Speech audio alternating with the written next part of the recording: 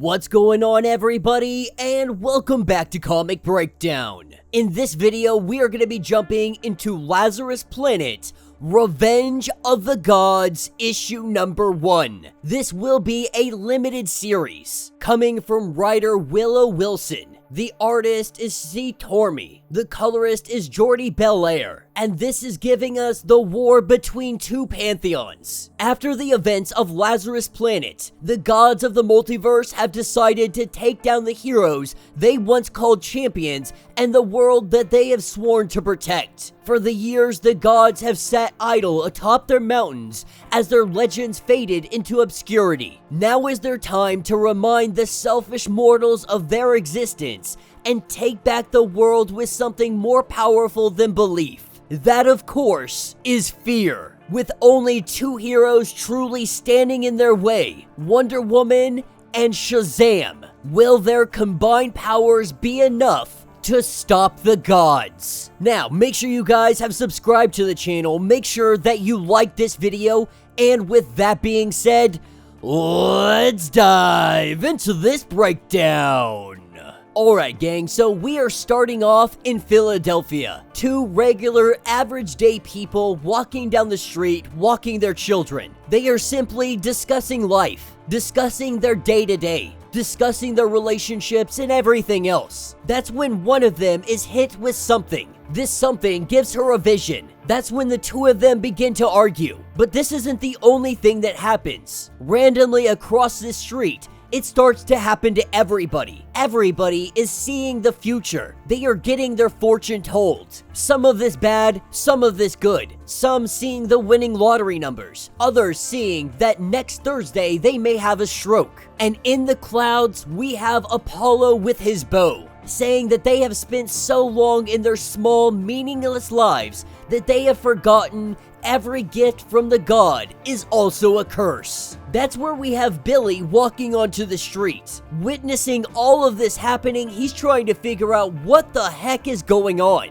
That's when he gets shot with a pink arrow. Pulling it out, not really understanding what is happening. It doesn't seem to have any effect on him. But what Apollo says is that even that which you desire, you should fear. That they have forgotten how to honor the gods. But today, they are going to learn. Apollo, giver of prophecy, is about to teach them. And this is not an isolated incident to Philadelphia. The pantheons across the world are all doing this. From Cairo to Tokyo. From Iceland to Mount Olympus, we are seeing that the gods are coming to life. They are striking fear into the hearts of mortals. And it seems the source of all of this is at Mount Olympus. Zeus has been overthrown, his body lying dead and limp on the ground, because there is a new ruler. That is Queen Hera. Standing behind her, we have the wizard Shazam. It appears that he is the one behind all of this, acting like a Merlin to Arthur. He is the one guiding Hera to do all of this, that he has foreseen what is to come. It appears that the Lazarus Reigns had shown him all of this, that Queen Hera will carry them all to victory. Across the face of the earth,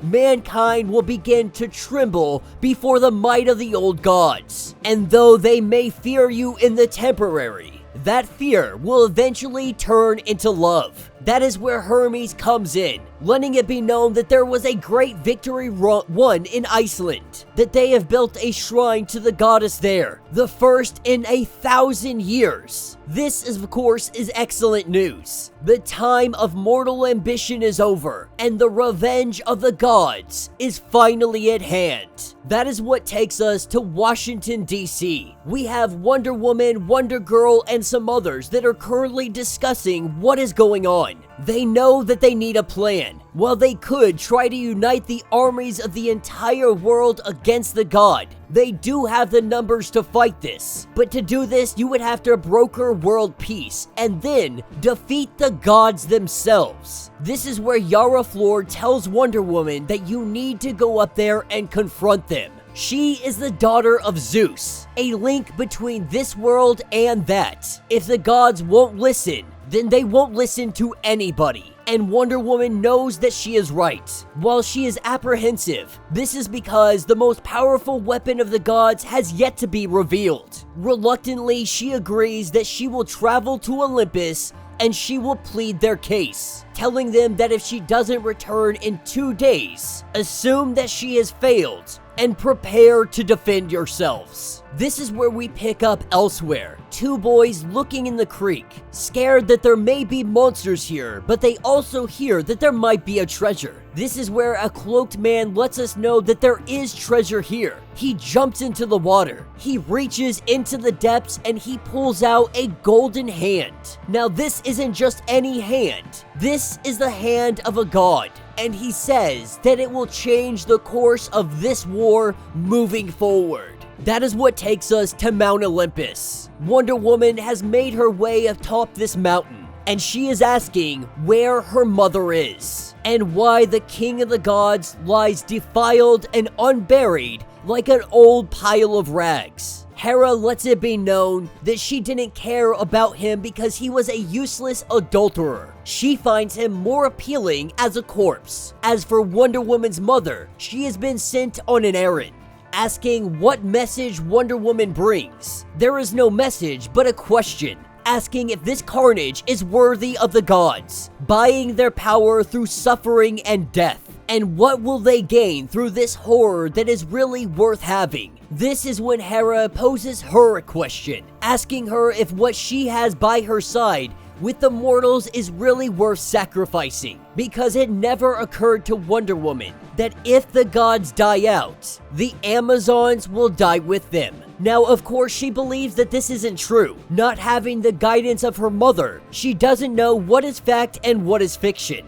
But Hera goes on to say that the Amazons are created of the same undying substance as the gods. Without the revenants of humankind, Themyscira will perish. Now, Wonder Woman knows that Themyscira is not part of Olympus, that they may be like gods, but they are not gods themselves. This is exactly what Wonder Woman had feared. The hidden weapon of the gods, trickery, with Hera telling her that she now must choose her sister Amazons or the mortal men of Earth. With Wonder Woman saying that there must be another way. They tell her that there is not. That if she sides with them, the sister Amazons will be spared. And Hera thinks it's silly that she would even pretend to be upset. No serious person could honestly object to becoming a goddess. But she would give up every power she has to prevent her sisters from suffering, or to protect the mortal world from terror and oppression. This is exactly what Queen Hera wanted to hear. Wonder Woman knows that she has already made a mistake, but it is too late. Asking what she must do, Hera tells her nothing. That it is actually a much simpler process than one might think,